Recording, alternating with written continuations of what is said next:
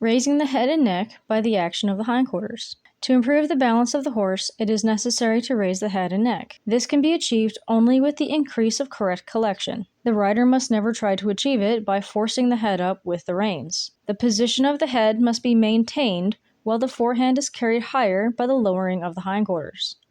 This will make the horse appear higher in front, his movements will be freer, and the hindquarters will be lowered by the bending of the three joints of the hind legs.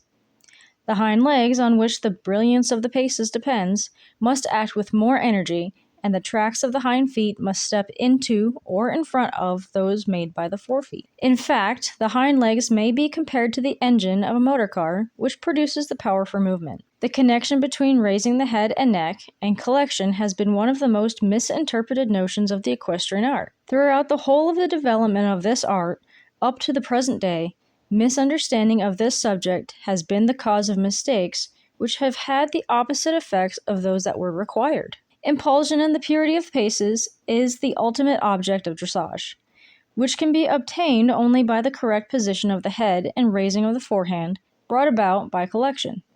This cannot be repeated too often, and must be the guiding line throughout the whole training. The position of the head and neck will develop in the same ratio as the progress in training, and will show the degree of training the horse has reached. The degree to which the head can be raised will be decided by the conformation of the horse.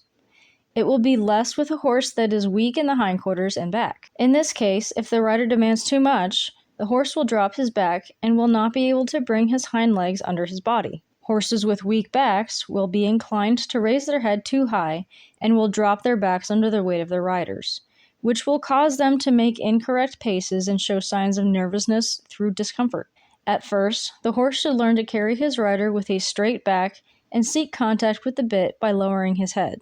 Only then will the rider, by the use of the pushing aids, be able to make the horse step more under the body with his hind legs, and by restraining him with the reins, cause him to round his back and raise his neck so that the crest comes nearer to the rider. Care must be taken that the under part of the neck does not become convex, producing a bulge as with goiter, which can occur when the reins are incorrectly applied. In the collected paces with the advanced horses, the degree to which the forehand should be raised will be greater than in the extended paces. As already stated, misconceived methods of raising the forehand have always led to confusion. But the conscientious rider who follows the correct principles of classical equitation will reap his reward. The rider who concentrates on riding his horse forward on the bit and making him step well under his body with his hind legs, thus making him raise his forehand correctly, will achieve much better success than a rider who thinks only of raising his horse's head with the reins without pushing him forward.